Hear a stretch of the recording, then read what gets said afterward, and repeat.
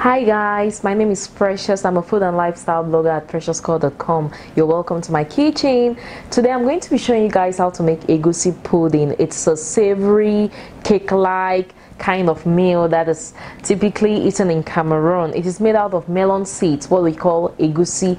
It is so delicious. I'm going to show you the ingredients we need and then we can start cooking. We need egusi or melon seeds. These are 3 cups of egusi. Now we need half a cup of crayfish. Then we need about a heaped cup of smoked fish, smoked meat, chicken, maybe some boiled chicken or some turkey, depending on what you like. I'm going here with some smoked fish and some smoked meat. Then I have 1 egg here. This is totally optional, but I love adding an egg to my egusi pudding. Some people add more, some people don't add it at all. I have 1 habanero here for the heat, because what's egusi pudding without a little pepper?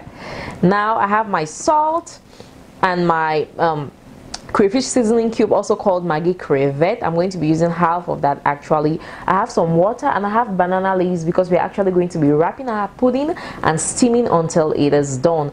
I want my banana leaves over a flame so they can wilt, and so that makes them easy to handle. If you don't have banana leaves, you could use aluminium foil, but if you're in the United States, I'm going to insist, check out Asian stores for banana leaves. Some of you have checked them out and you've reported back to me that you were able to find banana leaves. They are normally kept frozen, so if you can't see them, you just ask a store attendant, do you guys have frozen banana leaves? You're going to find them, and make all those African meals that need wrapping and steaming. They are just so good and a much better option than aluminium foil. So guys, let's start cooking.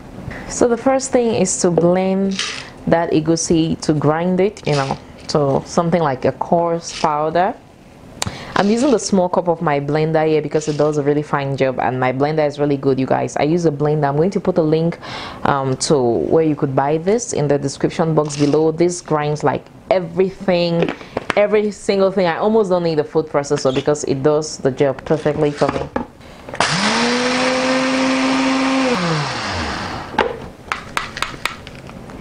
Easy breezy. Last one.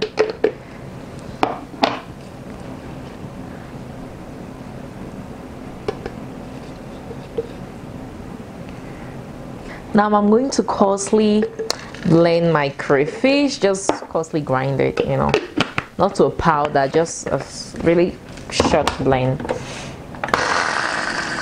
And that's it. Add it to that egusi. Then my habanero.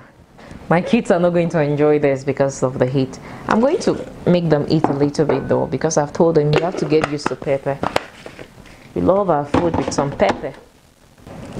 Oh, the smell of pepper. So right here we have our egusi, crayfish and pepper. I'm just going to go in with some salt. That's about a teaspoon or so of salt. Then remember my Maggi crevette. I'm using half actually because 1 is just going to be too much. You could use regular Maggi cubes, 1 to 2, maybe 1.5. I love using Maggi crevette when I'm making anything with crayfish. It just helps to boost that crayfish flavor. It's just a personal preference for me. Trying to break it as much as I can. It's kind of hard. Do you ever face this problem when you're trying to break Maggi and it's so strong? It happens to me all the time. Okay. Now I'm just going to mix this just to be sure that try to separate it. Then I'm going to start adding in my water. So I'm going to start with about 1.5 cups of water. Then mix. You don't want to add all the water at once because it's going to be too hard to make it smooth.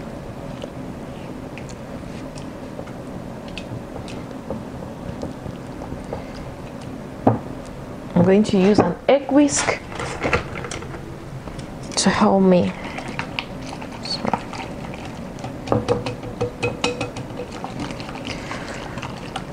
Okay, now I'm just going to add a teeny weeny bit, maybe about a quarter cup water, because it looks really runny now, but it's going to harden up, trust me. Now I'm going to add in my egg. One egg, this helps everything come together beautifully, and I'm going to give that a good whisk.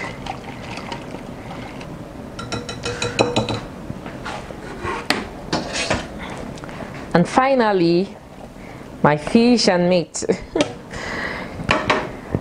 Oh my goodness, good things are happening. Just a gentle, nice fold.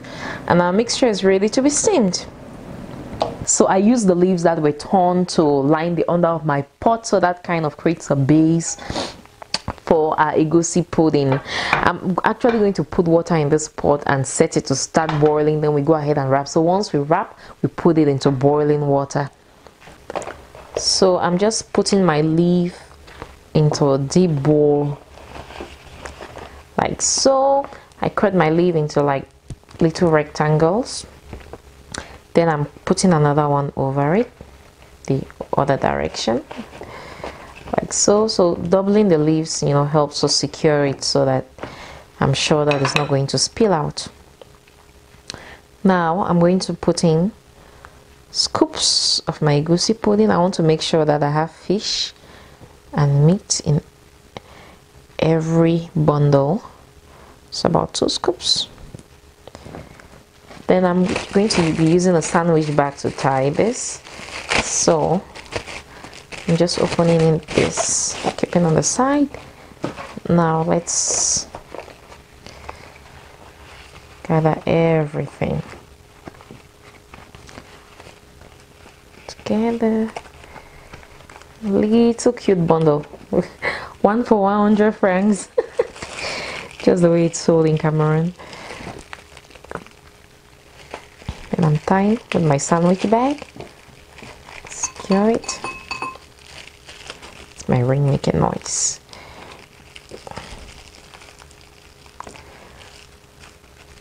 Look at that. What I like to do is just take my scissors, then I chop off this, because the extra leaves on top occupy space in the pot. So I want to make sure that I have as much space as possible. Now I'm equally going to chop off my plastic, the excess sandwich bag, so it looks much more neater, like this. So this goes right into my pot.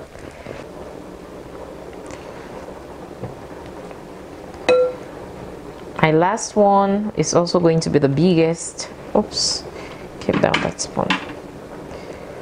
Just want to make sure that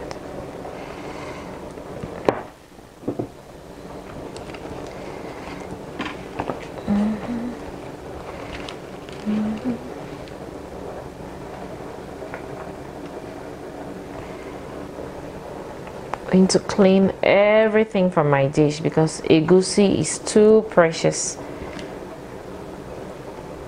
A little container of egusi for $5. Oh my god, it's crazy. Just about a cup and a half.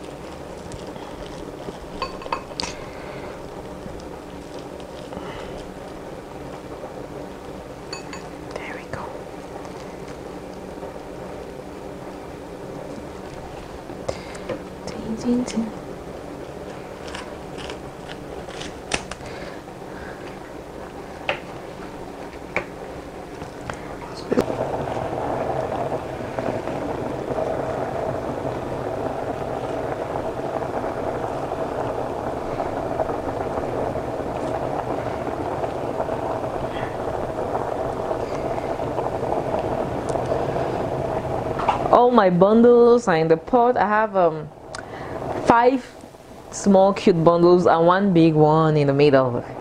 So I'm just going to use some of the wilted leaves that were not really good enough to cover so that the steam doesn't escape. And while I was tying the egusi pudding, I had to add a little bit of that water because it already dried up. So oops, that one's kind of dirty.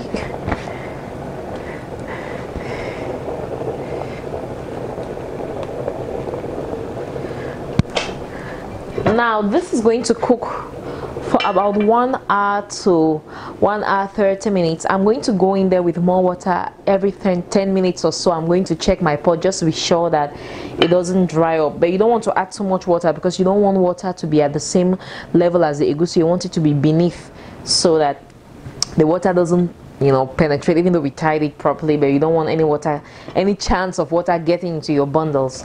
So I'm going to show you guys what it looks like when it is all done. It is all done, you guys. I have a little cute bundle here. I cannot wait to show you what it looks like on the inside. This is the moment of truth. Let's see.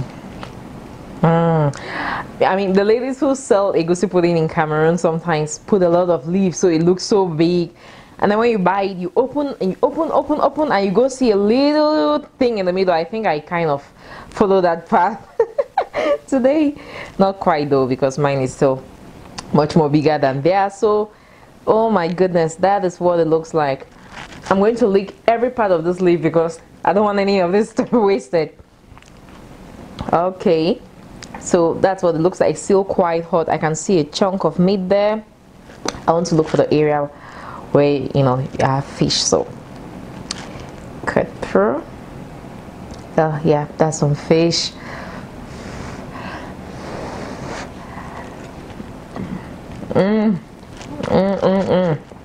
Oh my god,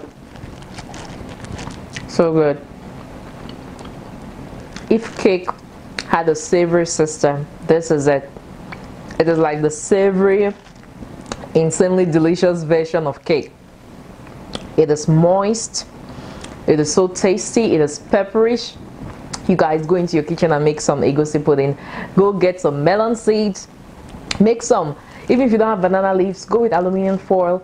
It is so easy to make, so good. It will make your life better, I tell you the truth.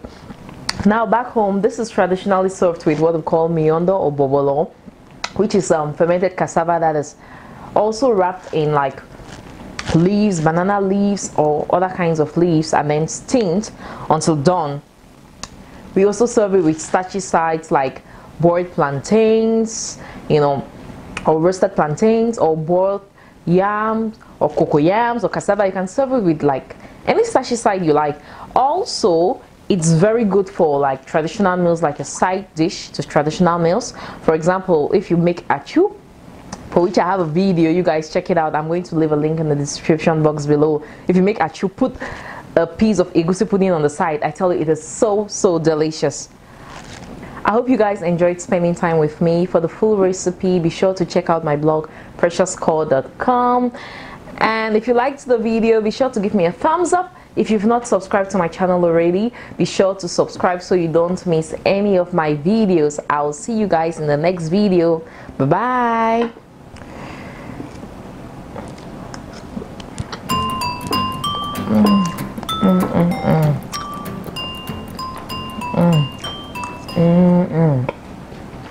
Mm-mm.